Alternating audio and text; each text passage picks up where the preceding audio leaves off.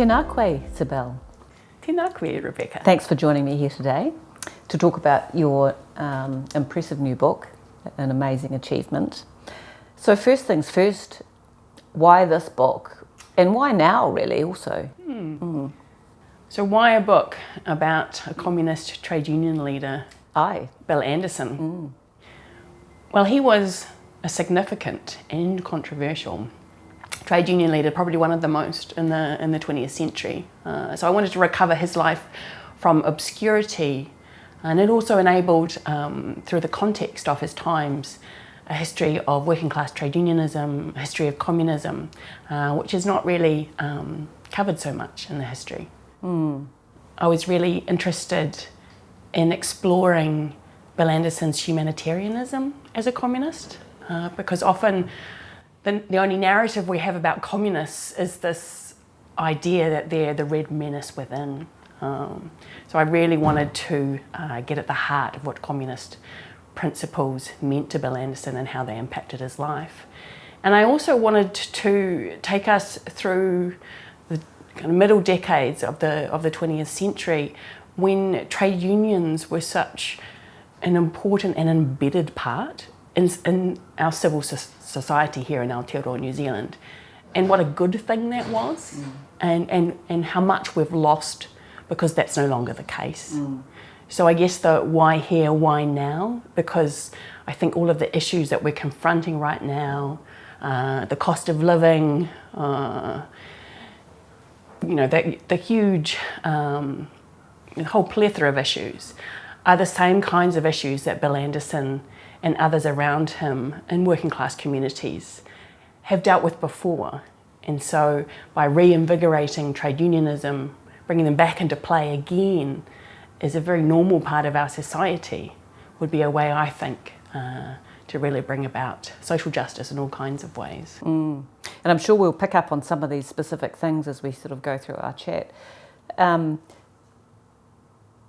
terms of your goals then, I guess you've really expressed them, but a lot of people would say, well, the life of some, grey old codger who was a 51er, what relevance does he have to today's world? Are you really coming from a place where you think by bringing somebody like Bill Andersen, who, as you say, was committed to a set of ideals that we don't hear much about anymore, can really bring a new sort of set of aspirations and perhaps even organising methods perhaps to young activists today? Is that to some extent the kind of reader that you wanted, that you were thinking about? I was very much thinking about people who are interested in collectivism, of what we can achieve when we have the means to participate in all kinds of different organisations in our society. And I think there's a lot about our past that we've forgotten. I think we've forgotten that people like Bill Andersen, he wasn't the only one, he was an important figure, but certainly not the only one, and he would never have thought of himself as the I, it's always the we, deeply involved in for him, different kinds of unions, but for the most part, the Northern Drivers Union, so truck drivers, ambulance drivers, taxi drivers, construction vehicle drivers, right? That the key issues on the table were gaining the 8-hour day, gaining sick leave, gaining cost of living wage increases, gaining paid parental leave. Overtime payments were really important to protect people's leisure time in order for them to participate in civil society. To be able to, coach at their local sports club, all sorts of things that are a part and parcel of people's everyday lives. But of course you always need enough money, right, to cover the basic amenities of life. But at the same time, you also need to have money for when you retire. So retirement benefits were another thing that trade unions gained through collective agreements, right? The collective of all of the truck drivers, have one collective award they negotiate with employers. They also won the right to strike. right? Which we're seeing quite a bit of at the moment, right? But actually, it was won in 1973, right? Yeah. And I think we've forgotten that as well. And we've forgotten that the right to strike is a hugely important way for workers to really express very firmly to employers who may be creaming profits but not passing them on to their workers, because that's precisely how they're gaining those profits, is that we need to be able to withdraw our labour, yeah? So that was a fundamental right. And so we will not come and work for you until you pay us a cost of living wage increase. But that also, what was won at that time was the ability where you could go on strike in solidarity with other workers. And so what that did was build close relationships between people across different kinds of occupations, and you could draw on each other's strength to help you in those battles, which we can't do currently.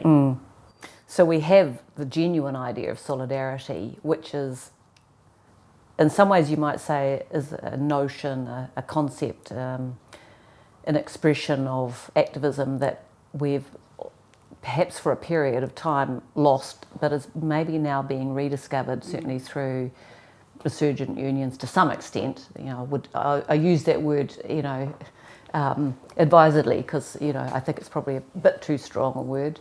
But I want to, before we go too far away from the point though, I really want to understand communism and Bill Andersen and unionism. Tell me about what drew him to communism and why did he remain a communist? Okay. So Bill's mother died in 1941 and all his other siblings and his father were off playing a role in the Second World War in different kinds of capacities. So he decided it was time he left as well. And so he became a merchant seaman, right, moving all the goods around through the war. And he suffered terrible conditions on board ship. He, amongst other merchant seamen, had poor rations. Their sleeping quarters were cramped, and you know, water was rationed, whilst the ship's officers, you know, had fine dining, had very lovely quarters. So this kind of it developed in him an understanding of the class relations. And it's right there on the boat. That's right. Who's got the power on this boat? Yeah. So that was the first one. And then, of course, sailing into each port, he encountered all kinds of different people from all around the world. And it's down on the ports that you encounter Indigenous peoples, such as in Aden, the dock workers, who, you know, he discovered were working for absolute slave wages, hugely long hours, whilst at the same time, you know, this oil-rich place that was controlled by Britain, you know, all of this oil resources were being withdrawn onto the very ship, right, where he was working, whilst the Indigenous peoples of that place, you know, could barely survive, right? That kind of pillaging, right, of Indigenous peoples became very clear to him from experiencing his times in port. And so he was disgusted and he was outraged and he wanted to, you know, give these people the shirt off his back, you know, that kind of immediate, like, how can I fix this? How can I help? But then in every ship's library, there are a certain collection of books, and amongst those he found works by Karl Marx and Vladimir Lenin. And he began to do some reading off watch, and so discovered kind of Marxian ideas about the absolutely heartland of capitalism is that the exploitation of people's wage labour.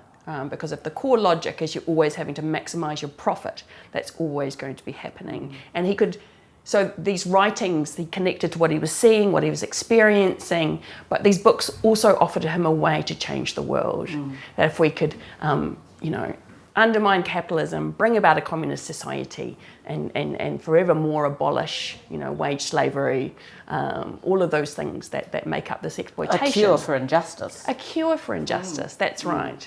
And he's really he comes to communism under his own steam, as it were, through his own insight, through his own personal witnessing of injustice, and through his own learning. And he's a man not unusual for that generation who leaves school with very little education. But it's an intellectual journey that he makes on his own. On his own on the ship, but of course lots of other seafarers were doing that too. And so when he returned, he actually joined the Communist Party first in Great Britain, right? And then when he, of course, at the end of the war, he came home and joined the Communist Party of New Zealand and immediately went to sea in New Zealand waters. And there was amongst other seafarers who were also communists, who'd had a very similar journey in that regard. And so you've immediately got that comradeship that happened, and he joined the maritime branch of the Communist Party. And they were very pragmatic, you know, because I think you've got to remember during the Second World War, communists were very popular. The Soviet Union was very popular because they were our, you know, this incredible ally in the war who were helping to defeat fascism. So that's the point when Bill becomes a communist. But and in fact, the numbers in the party reached their peak around that time. That's don't they? right, and New Zealand's not at all an outlier in that regard. The same thing happened around the world, but very quickly the scene changes. By the late 1940s, you have the emergence of the Cold War. You've got the forming kind of Soviet bloc in the east, and then you've got the west around the United States. This growing divide. New Zealand very much falls in behind the United States. And so, you know, politicians from then on begin to cast anyone who belongs to a communist party as, you know, a traitor or a red menace within who's there to destroy, to be a wrecker of the state, to be violent. When Bill Andersen was none of those things. He was what I've described a pragmatist. He was a pragmatic socialist. Him and others around him really believed that it was about starting from where people are at. What are the issues of injustice that you face? Let's do something about those. Let's build organisations to support bringing about that change. Now let's learn about Marxism and what ideas we can learn about actually changing the system for good and gradually building working class solidarity up and up and out and out and out. And is that why, sorry to interrupt, but that's why unionism is the natural partner of communism, and that for a man like Bill, because unionism is the place of workers in the place where they earn their living, where they spend all their day. And if there is no fresh water to drink or no safe place to work or no safety clothing or no sick leave or no allowance for working in the middle of the night, those are the things that matter to that person in their life and to their fellow workers. So unionism naturally is the expression for him of how does he give effect to these beliefs that communism can cure the world of injustice. Yes, so it was about building that solidarity through the trade union movement. Now, the other thing that I should probably talk about is that it was absolutely common. It was just, you didn't even talk about it because it was just naturally somehow what you did, that when you went to work in this country, you joined a union. It was the law. So unions were everywhere. Everyone was covered by a union. The only place that you didn't have to belong to a union was in the state sector. But they still had pretty good union coverage. People volunteered to be union members. But just because you belonged to a union didn't mean you knew what your union was doing on your behalf. You didn't know what they were bargaining for. You didn't really pay it any mind. So people like Bill, his communist trade unionism was about building bottom-up trade unionism. So membership-led. So he wanted to involve all union members in the working of the union, so that not only could they then bring the issues they really cared about to the table, but they could set the policy, they could decide on the campaigns together, they could elect who they wanted to represent them in their union. They could hold them to account. And so that was a huge part of his communist trade unionism. And he was an innovator in that, really, wasn't he? Along with others, of course, of his era. Because in that regime, you didn't have to be a grassroots, bottom-up organiser, and plenty of unionists of that era were not. That's right. So he, and really his union, the drivers' union, were, in a way, would you say, sort of at the forefront of that movement of genuine worker-led unionism. Yes. He was a trailblazer. He had experienced before in the Waterside Workers' Union. Yeah. But they got destroyed in 1951, right? So he took that kind of unionism, stayed with him and the other ex-Watersiders who all joined the Northern Drivers' Union. So yes, it became an absolute place to trailblaze that through the 1950s and 1960s. The other thing that they did was they didn't just care about issues at work. And I think that's one of the key things that comes through is that, you know, in these trade unions, there was the peace action group. There was anti-racism policy very quickly. So, you know, all the time, as you can imagine, trade union, people who were active in their trade unions got laid off.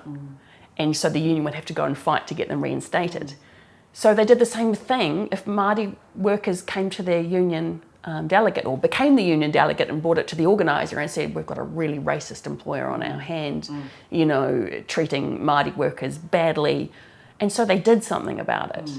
And, you know, we are going back to the late 50s when these kinds of actions were going on. Far before, I think, we think about kind of anti-racism as something that was more commonly being done. So that was another way of trailblazing too, these deep connections into community organisations, into these kind of social justice movements. Very early Ban the Bomb movement was another one, you know, where workers were saying, well, you know, what did Bill say? He said, dead people don't collect wages. This is what a nuclear war would do to us. And it's a true expression of the ethic of unionism to embrace these humanitarian, these progressive causes, anti-war, anti-racism. I mean, the unions were bringing out speakers from South Africa who had been, you know, unionists who'd been exiled, that kind of thing. So there's an educational element there. And I think it's, does that tell us something about the essential kind of internationalism, I suppose, of the kind of unionist that Bill Andersen was? So the cause of workers and injustice is not just on your shores. Right. If it's occurring in South Africa or Chile later on, that is actually our struggle too. Yes. That's genuinely the way that he would see and frame that kind of international cause. Yes. So those international issues were always brought in, so that the anti-racism policy, you know, wasn't just about attending to domestic racism, but at the same time very much challenging racist selection of rugby teams to take to South Africa, and then later getting in behind the anti-apartheid movement, as you alluded to, you know, bringing in speakers, black South Africans, speakers from the trade union movement to talk about what it was like living under an apartheid regime. Yeah. You know, all kinds of ways that kind of internationalism figured, and not just in the union, but in his home, right? So being a communist parent meant his kids remember very clearly that no South African goods were ever to be bought from the supermarket, right? Yeah. That if a kid in their neighbourhood needed their dad more than them, then that kid got the attention. And that was Bill's absolute ethic. He would never own private property. They never owned their house. They always rented a state house. So that was an act of choice of his. That's right. Listening to you talk about the ethic of unionism that he embraced, and as you say, not the only one. If you'd grown up, you know, as many of us did in the 70s and early 80s, when union power was really probably at its apex, a lot of industrial action, a lot of strikes, a lot of extended strikes that would go on for weeks, sometimes months. It's easy to have lost sight of, or never to have known of, this huge progressive sort of impetus that ran through the middle of the union movement and through key leaders like Bill. Because really during that period of sort of peaking strike action, the unions lost public support, in a big way, really. I guess the most vivid expression of that was 60,000 people marching down Queen Street in 1981. That's right. Under the Kiwis Care banner. How did you come to see that period of the turn against the union movement? Did they overplay their hand? Did Bill overplay his hand? Did he understand the risks to the movement itself, which really were borne out a decade later? I don't think Bill did overplay his hand. As I said, he was a pragmatist. He's very, very careful that you never ever prolong a strike beyond your capacity as an organisation to hold the unity of your members.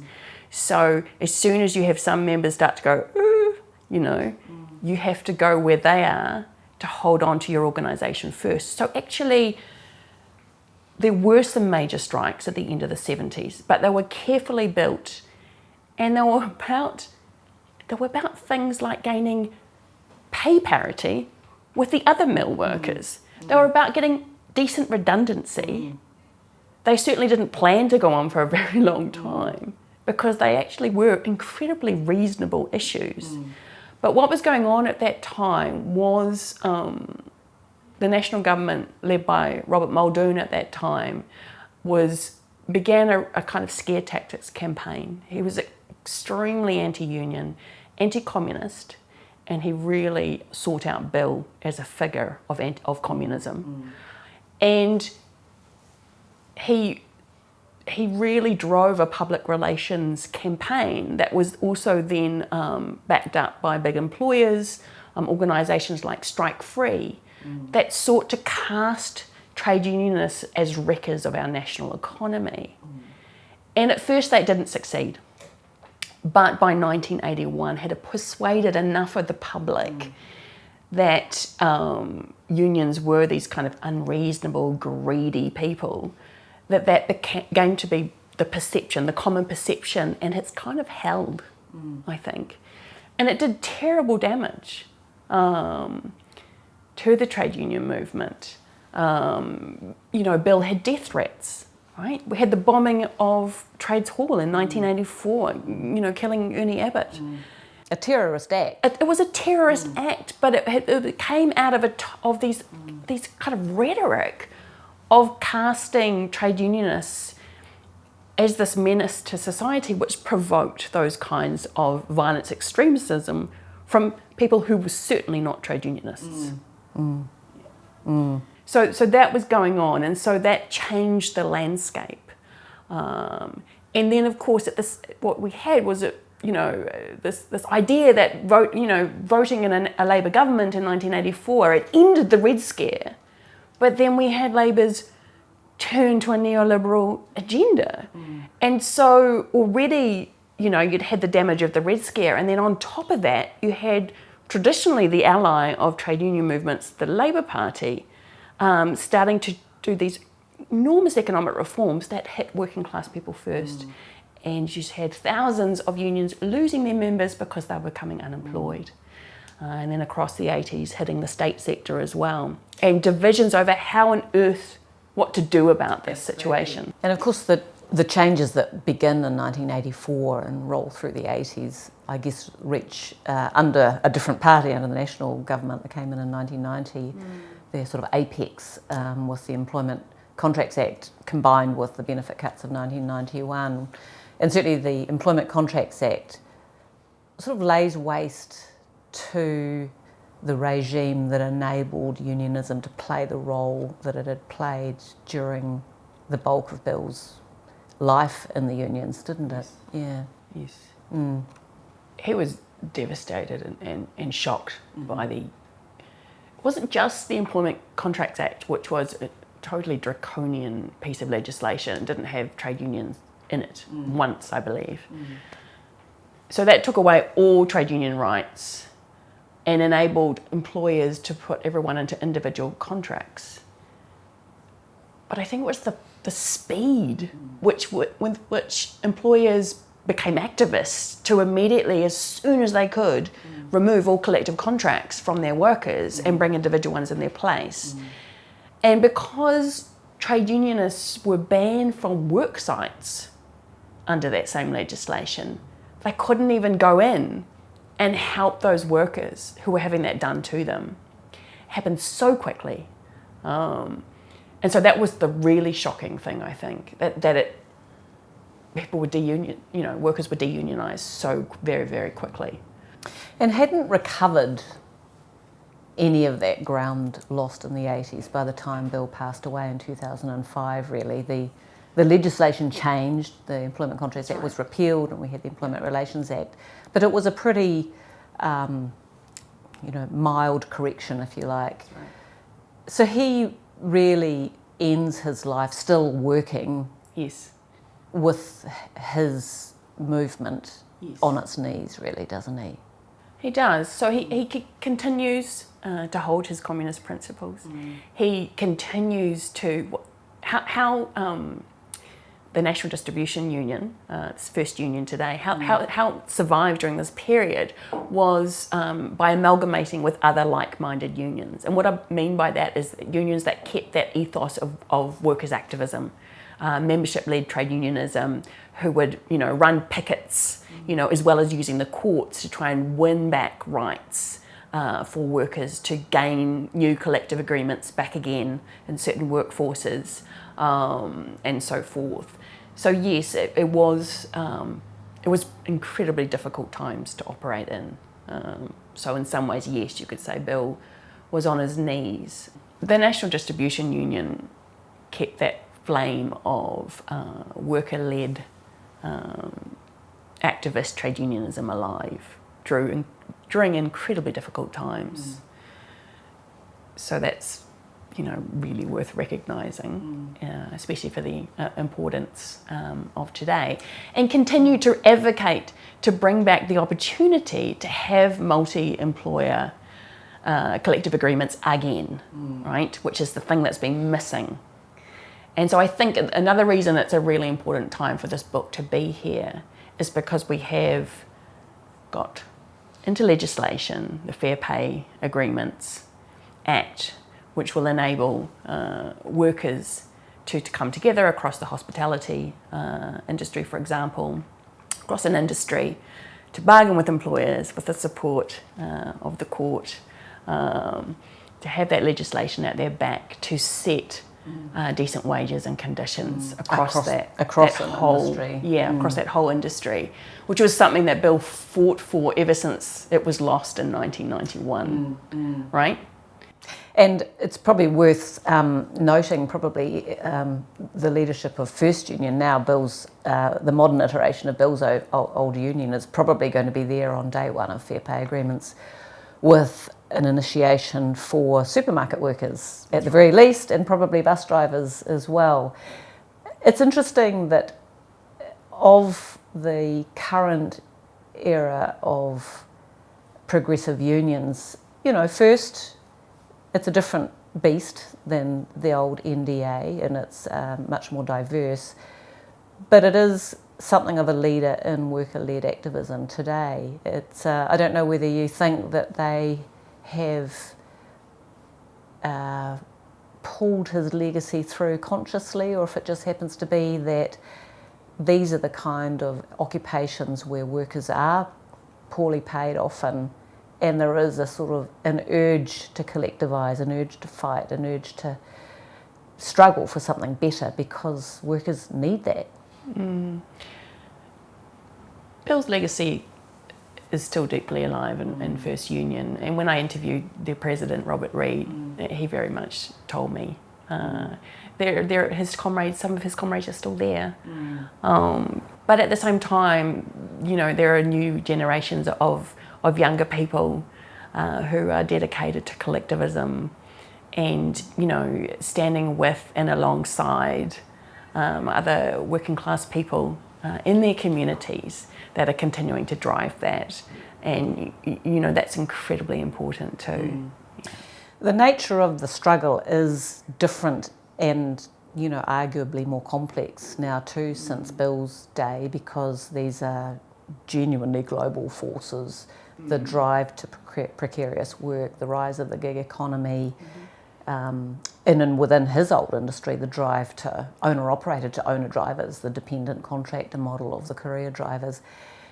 These are sort of very much system-wide, economy-wide systems of work that are very challenging to take on, if you like, very challenging to reform. What do you think that he would be saying right now, bearing in mind that his old union has just, along with Etu, had a significant employment court win against Uber? What would he be saying? He would be so proud. He would be proud? He would be so proud of First Union and Etu for winning. Right from the get-go, he thought using, it was always about being on the picket line, but he also thought, using the courts to gain those rights was equally important. Use every system you can, every card in your hand. And so I think he would be very proud, because they've done something that he didn't manage to do. Because the gig economy is not new, really. I can trace it back to the 1970s, when you first had big trucking companies laying off their workers and rehiring them as contractors. And the bait was, you can own your own truck. It's that sense of owning your own business. Be your own boss. But in actual fact, if you never had a contract with anybody else, and because you don't have any protections under the law to join a union, to get basic kind of health, sick leave and all those kinds of things, then actually you over years you lose ground in terms of wages and conditions compared to those truck drivers who remained inside the National Distribution Union, now First, who can continue to be collective and gain these rights, as well as the provisions under the law for workers who are designated employees, right? So they, those were some of the fights that Bill lost, that they didn't manage to prove that those truck drivers collecting the rubbish were employees. Yeah. So they didn't. So it is they lost them. A continuation of the same long struggle. Right. Yeah, with some different language and some different modern expressions of it. Yes. So let's finish off, I think, with an area that we haven't touched on quite so much today, and that's really, Bill Andersen was a man who really understood New Zealand's colonial past, the impact of colonialism and racism, in a way that most Pākehā of his era did not. He was deeply involved with Bastion Point, Aoraki, very committed to those land struggles. And again, bringing us into the modern era, where we're deep in this conversation, the resurgence of te reo, the place of te tiriti, ideas of co-governance. What would he be thinking about where we're at right now with these issues that were so important for him? I just want to start by saying that he didn't begin knowing anything about colonisation in this country. So he was an anti-racist, right? That came from his experiences in the war. But he learnt about Māori land struggles from those people who were in his union. Ngāti Whātua, Ōrākei, some of them were truck drivers. And so there were people involved within the executive of the union, lots and lots of Māori drivers. And they brought those issues to the table.